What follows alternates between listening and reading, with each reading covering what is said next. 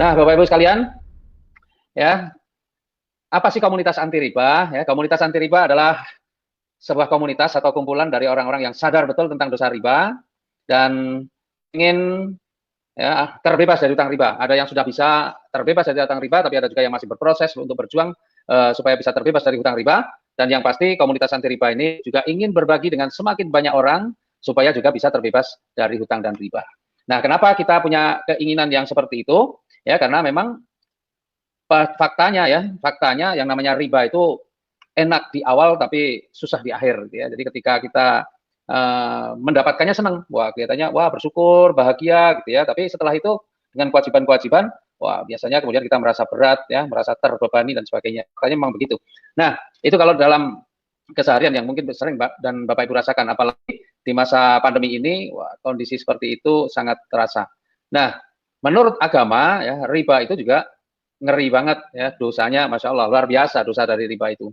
Ya dan alhamdulillah ya ketika saya saat itu ya 3,5 tahun yang lalu ya, biasa pengusaha itu utangnya banyak, tapi kemudian timbul kesadaran tentang dosa riba dan alhamdulillah Allah tunjukkan jalannya sehingga utang saya 3,2 miliar itu bisa lunas kurang dari 1 tahun. Ya, insya Allah teman-teman yang ada mengikuti book live ini, yang saat ini masih terjebak pada utang riba, ya insya Allah saya kan paling lambat 2022 paling lambat, insya Allah semua utang-utangnya sudah lunas semua.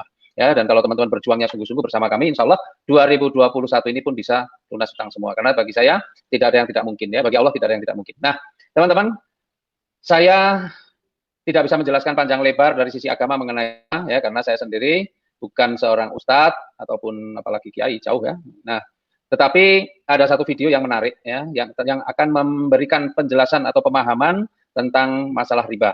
Nah, supaya kita punya pemahaman yang sama, mari sama-sama kita ikuti dulu video yang kita tampilkan berikut ini ya.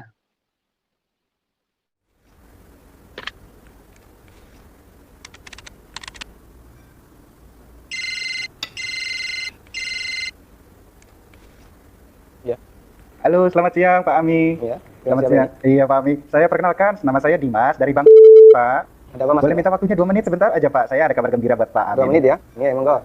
Begini Pak, ceritanya saya ingin menawarkan ada produk kami terbaru, Red Card Platinum kami untuk Bapak. Kebetulan Bapak yang terpilih jadi calon nasabah kami. Cashback, melakukan pencairan dana tunai 30 juta, 2 hari Pak pencairannya. Gimana Pak? Bapak tertarik? Apalagi ini belum ada bebasan annual fee tahunannya Pak. Baik. Sebelumnya saya boleh tanya dulu ya? Boleh Pak? Nggak masalah ya? Baik. Mas Dimas Muslim? Saya, iya Pak, betul Pak. Muslim ya? Alhamdulillah ya, kita sama-sama Muslim. Iya Pak. Mas Dimas pernah dengar nggak tentang riba? Iya, pernah dengar. dengar ya? Iya. Pernah kebayang bahaya riba nggak? Bayar riba? Iya tahu Pak. Mungkin pernah dengar hadisnya atau ayat Qur'annya? Pak, tapi Pak, tapi bagaimana? Masih tertarik Pak dengan kartu kredit platinum kami Pak? Nanti kita lanjutkan. Saya boleh cerita dulu? Ya, boleh. Ya? Jadi gini Mas Dimas. Coba Mas Dimas bayangkan kalau ada orang yang berzina sama ibunya. Kira-kira respon masyarakat gimana? Semua orang sepakat jelek ya? Gimana? Maksudnya gimana Pak? Kalau misalnya ada orang yang berzina sama ibunya, semua orang akan menganggap dia melakukan perbuatan yang maksiat. Ya bejat itu Pak. Oh, besar sekali ya? Bejat Pak. Baik, kita sama-sama sepakat untuk itu. Iya. Begini, Nabi SAW menyebut bahwasanya riba itu ada 73 pintu. Pintu yang paling ringan, kata Nabi SAW, dosa riba itu seperti berzina sama ibunya. Mas. Itu nilai dosa riba yang paling ringan. Coba kalau Anda tadi tawarkan 30 juta, itu berapa nilai ribanya? Ya, tapi kan... Saya lanjutkan boleh? Ya. Ya, kita lanjutkan dulu ya. Ya. Saya sebutkan, ini ada beberapa fase kehidupan manusia. Orang yang makan riba semuanya mendapatkan azab dari Allah. Pertama, ketika di dunia, orang yang makan riba itu ditantang perang oleh Allah. Coba Mas bayangkan. Kata Allah Subhanahu wa taala, ya ayyuhalladzina amanu taqullaha wa dzaru ma baqiya minar riba. Wahai orang yang beriman, bertakwalah kepada Allah dan tinggalkan semua bentuk riba. Fa in lam taf'alu fa'danu bi harbin minallahi wa rasulih. Kalau kamu masih ngeyel, enggak mau meninggalkan riba, umumkan perang dengan Allah dan Rasulnya. Coba, kalau kita ditantang perang oleh Allah dan Rasulnya, kira-kira ada nggak peluang untuk menang? Nggak ada ya? Ampun Pak. Ini yang pertama. Yang kedua, orang yang mati dalam kondisi membawa dosa riba, makan riba, nanti dia akan dihukum di kuburan dalam bentuk berenang di sungai darah. Masya Allah, berenang di sungai darah. Kata Nabi SAW, beliau pernah menceritakan mimpinya, dan ini beliau itu wahyu. Nabi SAW pernah melihat ada orang yang berenang di sungai darah, kemudian di tepi sungai ada orang yang membawa batu. Setiap orang ini berenang menepi, dilempari batu ke mulutnya, kemudian balik ke tengah. Ini yang kedua. Di alam kubur, dia mendapatkan adab berupa berenang di sungai darah. Yang ketiga. Masih ada yang ketiga Pak? Ya, siap mendengar, masih sanggup mendengarkan? Iya Pak. Iya, tapi, saya lanjutkan ya. Iya Pak. Yang ketiga, ketika orang ini dibangkitkan oleh Allah dari alam kubur, dia dibangkitkan dalam kondisi sempoyongan, Mas. Allah Subhanahu wa taala bercerita, alladzina ya'kuluna riba la yaqumuna illa kama yaqumul ladzi yatakhabbathu syaitan minal mas. Orang yang makan riba, mereka akan dibangkitkan pada hari kiamat dalam kondisi sempoyongan seperti orang yang kerasukan. Iya, Pak. Artinya yang lain berjalan normal, dia sendiri sempoyongan. Menyakitkan. Kemudian yang keempat, tadi sebelum hisab ya, ketika dia dibangkitkan sebelum hisab, dia sudah disiksa. Yang keempat setelah dihisab, orang yang makan riba itu kan makan harta haram ya. Iya, Pak. Makan harta haram, kita sepakat itu. Kalau kemudian daging kita tumbuh dari sesuatu yang haram, berhak nggak dapat surga? Enggak, Pak. Layak nggak dapat surga? Enggak, Pak. Sementara tempat di akhirat cuma ada dua pilihan. Kalau nggak surga, Neraka, Pak. maka kata Nabi SAW, kullu lahmin nabata bin sukhtin, setiap daging yang tumbuh dari sesuatu yang haram, kata beliau, an-nar aula bih. Iya, Pak. Neraka lebih layak baginya. Coba Mas Dimas bisa perhatikan, dalam 4 fase kehidupan orang yang makan riba itu semuanya sengsara. Ketika masih hidup di dunia, dia ditantang perang oleh Allah. Ketika mati, dia berenang di sungai darah. Iya, Pak. Ketika dibangkitkan dalam kondisi sempoyongan, setelah hisab, dia ditempatkan di neraka. Iya, Pak. Masya Allah. Masih ada tawaran yang lain? Ampun, Pak. Masih dilanjutkan? Ampun, Pak. Mas Dimas bisa renungkan Iya, Pak. beberapa poin yang tadi saya sampaikan. Iya, Pak. Nanti kalau misalnya ada sesuatu yang belum jelas, tidak masalah, hubungi saya lagi. Iya, Pak. Kita akan lanjutkan diskusi tentang riba. Iya, Pak. Bisa? Bisa, Pak. Ya, terima kasih ya. Assalamualaikum. Waalaikumsalam.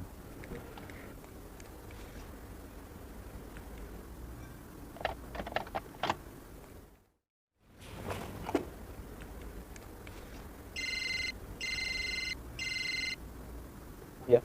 Halo, assalamualaikum, Pak. Waalaikumsalam warahmatullahi. Saya Dimas nih yang tadi, Pak. Iya Mas Dimas. Iya. Gimana nih Mas Dimas? Ada tawaran apa lagi nih? Ada lowongan kerjaan nggak ya, Pak ya? Ya, itu tadi Bapak Ibu ya. Jadi, Masya Allah, riba itu dosanya luar biasa. Ya, dosanya luar biasa. Bahkan yang paling ringan itu pun seperti berzina dengan ibu kandung. Bayangkan, ya orang berzina dengan ibu kandung itu yang paling kecil. Dan 1 dirham riba itu setara dengan 36 kali berzina. Ya, 1 dirham riba itu sekitar 70.000 gitu ya. Nah, jadi utang Bapak Ibu ini berapa ini? Utang kita ini yang pernah kita utang ini berapa? Ya, kalau utangnya tinggal dikalikan aja, dibagi 70.000 dikalikan 36, zina. Wah, Masya Allah, luar biasa dosanya. Itulah yang dulu membuat saya gelisah, betul-betul gelisah ya dengan masalah hutang riba itu. Ya, mungkin kita nggak pernah berzina, tapi dengan dosa riba itu sudah dosanya udah melebihi orang berzina. Nah, dan ternyata Bapak Ibu, riba itu sendiri bukan hanya dilarang menurut Islam, tapi ternyata menurut Kristen pun ya, menurut Kristen pun juga dilarang. Nah, ini saya dapat dari mitra atau dari sahabat karib yang berlatar belakang seorang pendeta. Beliau kirimkan ini ya, bahwa riba dalam agama Kristen menurut Yehezkiel pasal 18 ayat 13 itu juga dilarang ya. Di situ disebutkan bahwa memungut bunga uang dan mengambil riba, memungut bunga uang, orang yang ngutangi mengambil riba orang yang diutangi gitu ya. Yaitu orang yang demikian tidak akan hidup, segala kekejian ini dilakukannya dan ia harus mati, darahnya tertimpa kepadanya sendiri. Nah, ya ini bahasanya pun kita tahu bahwa ini bahasanya ngeri ya. Artinya larangannya sebenarnya di Kristen juga luar biasa. Tapi memang masalah riba itu banyak orang menganggap hal yang biasa. Kenapa? Karena memang riba jarang didengung-dengungkan gitu ya, jarang disampaikan masalah riba. Nah, ciri-ciri riba itu seperti apa sih? Ciri-ciri riba itu gampang ya. Kalau dibayar lancar, kalau kita punya pinjaman, punya utang dibayar lancar, kena bunga. Kalau telat, apalagi macet, kena denda. Kemudian kalau belum waktunya kita mau lunasi, malah kena penalti. Nah, itu ciri-ciri utang riba. Kira-kira utang Bapak Ibu model yang seperti ini enggak? Kalau utang Bapak Ibu model yang seperti ini, maka Bapak Ibu sudah terjebak dalam kubangan riba. Ya. Nah, kenapa sih orang-orang ini bisa terjebak pada riba? Ya, yang pertama karena ketidaktahuannya mengenai dosa riba. Yang kedua karena setiap orang juga masih punya banyak impian. Ya, karena ada pengen punya motor, punya mobil, punya rumah, bisa jalan-jalan ke luar negeri, umroh, haji, ya. Kemudian yang punya anak juga pengen menyekolahkan anaknya, pengen menikahkan anaknya. Yang sebagian dari mereka berpikir bahwa kalau tidak dengan cara berhutang, bagaimana saya bisa wujudkan impian-impian itu? Ya. Makanya sekarang ini yang namanya hutang menjadi satu hal yang biasa, mulai dari motor, mobil, bahkan perkakas-perkakas rumah tangga pun, ya, mebeler juga itu banyak yang dimiliki dengan cara kredit atau hutang. Nah, Bapak Ibu, setelah kita pada hari ini tadi, di awal acara tadi, kita sudah melihat video tentang dosa riba, maka mulai saat ini mestinya ada satu impian yang harus kita tambahkan dan itu harus kita upayakan untuk bisa segera kita wujudkan, yaitu lunas hutang dan bebas riba. Itu yang saat ini impian yang harus diprioritaskan karena dosa riba begitu luar biasa ya. Sementara kita ini dalam hidup kita pengen selamat dunia dan akhirat. Nah, kayaknya kalau kita masih punya utang riba, berat untuk bisa selamat akhiratnya. Kenapa? Karena kalau kita masih punya hutang riba, maka kita akan diperangi oleh Allah dan Rasul-Nya. Nah, makanya segera selesaikan itu dan bagaimana mewujudkannya, insya Allah hari ini kita akan berbagi. Bagaimana supaya kita bisa cepat terbebas dari hutang dan riba. Nah, maka solusinya Nah, solusinya adalah kita dari komunitas anti riba ini bekerja sama dengan PT BES. Nah, ini. Dan faktanya, dalam 2,5 tahun saja, itu sudah lebih dari 2.000 mobil cash yang dibagikan. Ya. PT BES sudah membagikan dalam 2,5 tahun lebih dari 100 rumah yang masing-masing nilainya 1 miliar. Coba 2,5 tahun sudah banyak sekali yang dibagikan. Dan ini adalah sebagian ya dari mereka-mereka yang sudah menjadi bukti, para peraih rewardnya. Nih, bahkan kemarin ya di bulan Maret April itu PT BES membuat promo yang namanya promo Lebaran ya, promo Lebaran, dan hanya dalam waktu 2 bulan saja perusahaan membagikan lebih dari 60 miliar ya, dibagikan 7 rumah yang nilainya masing-masing 1 miliar, dibagikan mobil jumlahnya 46 yang nilainya 500 juta, dan 203 mobil yang nilainya 150 juta, belum lagi motor banyak banget, beratus-ratus motor yang nilainya 20 juta. Nah, ini bayangkan, hanya dalam waktu 2 bulan ada perusahaan yang bagi-bagi mobil, bagi-bagi motor, bagi-bagi rumah. Masya Allah, luar biasa. Ya, nah mudah-mudahan Bapak Ibu yang kali ini menyaksikan juga mudah-mudahan akan mendapatkan ini semua. Ya. Nah, selain itu inilah faktanya, buktinya beberapa leader yang menjadi bukti. Ya, dengan berbagai latar belakang, ada tukang bakso, ada anak sopir bis Damri, ada ibu rumah tangga, ada pengusaha, ada ustadz, ada polisi, ada tentara, banyak banget. Pokoknya latar belakang apapun, ya, Bapak Ibu insya Allah bisa seperti mereka. Ya. Nah, Bapak Ibu sekalian, ya sekarang kita akan mengenal lebih jauh tentang PT BES. Ya, PT BES itu adalah singkatan ya, BES itu singkatan dari Bandung Eko Sinergi Teknologi. Ya, ini adalah sebuah perusahaan yang bergerak di bidang penjualan langsung. Sesuai dengan namanya, alamatnya pun juga ada di Bandung, di Grand Suropati Kor, Jalan Mustafa nomor 39, Bandung. Nah, yang menarik dari PT BES ini adalah visi, misi, dan motonya. Ya, visi, misi, dan motonya. Visinya adalah menjadi perusahaan bebas riba yang membantu umat terbebas dari hutang dan riba. Coba Bapak Ibu cek, ada nggak perusahaan yang punya visi seperti ini selain PT BES? Bapak Ibu nggak akan temukan ya, perusahaan yang punya visi membantu umat bebas hutang riba. Yang ada adalah banyak sekali adalah perusahaan-perusahaan yang justru menawarkan hutang dan riba. Saya saja sampai hari ini masih sering banget dapat SMS pinjaman gitu ya. Nah, dulu masih aktif di usaha-usaha konvensional, wah itu juga sama sering didatangi dari lembaga keuangan ya, nawarin pinjaman. Coba banyak banget perusahaan-perusahaan yang menawarkan riba, tapi ada satu perusahaan yang luar biasa ya, perusahaan Indonesia dalam negeri ya, yang punya visi membantu umat terbebas dari hutang dan riba. Kalau kita pahami dan kita ikuti dari awal tadi mengenai dosa riba, maka sebenarnya visinya dari PT BES ini bukan hanya sekedar visi dunia, tetapi visinya ini berdimensi dunia dan akhirat. Maka misinya pun sangat luar biasa, sangat keren, yaitu melahirkan 1.000 miliarder baru setiap tahun.